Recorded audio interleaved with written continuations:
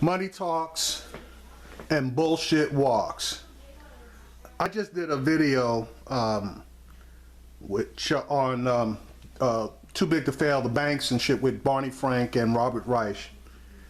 And the bottom line in that video was all those big bankers that caused our economy to crash when we lost billions, if not trillions of dollars.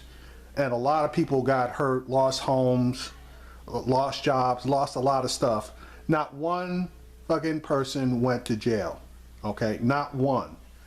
And I'll say it again, Loretta Lynch, I don't know if she took something, but I know damn well somebody, someplace took some money so that those big ass motherfuckers didn't have to go to jail, okay?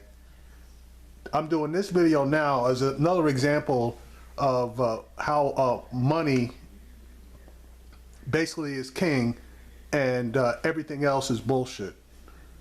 Today, the sentence came down in the case of the coal magnate Don Blankenship, former Massey Energy CEO, who has been called the Dark Lord of Coal Country.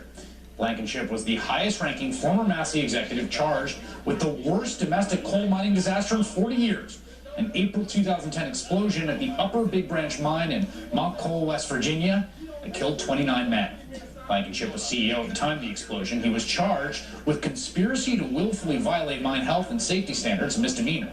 Blankenship was on this show in October 2014, showed no remorse for how the coal industry conducts its business. 20 years from now, we played that clip of tobacco people saying, I don't believe it's addictive. You're going to look like that 20 years from now. That's the way Don Blankenship's going to look. Like, how do you think about what your legacy is going to be 20 years from now? I think our legacy will be that we made it possible for the country to be very strong and to be the superpower of the world and to have the best quality of life in general of any place in the world. Blankenship was found guilty by a jury last December in the conspiracy charge, and today U.S. District Judge Irene Berger gave him the maximum allowable sentence, which is 1 year in federal prison and a $250,000 fine. Yeah, and I don't know about you, but this man willfully disregarded the safety rules and didn't keep his minds up to snuff as far as safety was concerned, and because of that, 29 people lost their lives, okay? 29 people. And all that is a goddamn misdemeanor. It's not even a felony, it's a misdemeanor. And the max that he gets is 1 year in jail. Let me ask you a question. For those of you who have firearms, you turn around and leave a firearm out, and I don't care, a kid or another adult basically picks up that firearm, doesn't know, anything about firearms, and kills themselves with that firearm, okay? And let's just say it's a kid, all right, because kids is really not responsible, an adult probably is, but a kid, it's a kid. Okay, that kid didn't know any better, okay? You are going to jail. Accident, you didn't pull the trigger, you didn't do anything, you are going to jail. This fool caused the deaths, knowingly caused the deaths, because he knowingly didn't keep up the safety procedures for the mines. So anything that occurred because of the lack of the safety procedures should have been on him. So he, in my opinion, is guilty of murder of 29 people, and he gets 1 year. With 29 deaths involved, that will work out to about 12 and a half days in prison for each life lost. Blankenship's defense team plans to appeal the sentencing. They had recommended he be fined and placed on probation. Family members of the victims see matters quite differently. One of those family members has some very strong words after today's sentencing.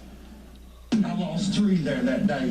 Who were they again? Charles Timothy Davis, that was my only brother, my go-to guy. My son Corey Thomas, which was only 20, the youngest one out of all of them, and my son Joshua, or my nephew Joshua from Ohio. I was talking to my other nephew at the man trip station when it all went down. And this man has no remorse at all. Now 6 years, he never approached none of us. He never told us he was sorry for what happened. And he knows he could have done the right thing. All he had to do was make one of them 40 phone calls a day he called checking on production and say shut it down and fix everything, but he refused to do it. I miss my family. He hugged his, and all he gets is a year, and she done great. She gave him what she could get, but they need to be stricter, more harsh penalties for people like that who puts greed and money over human life.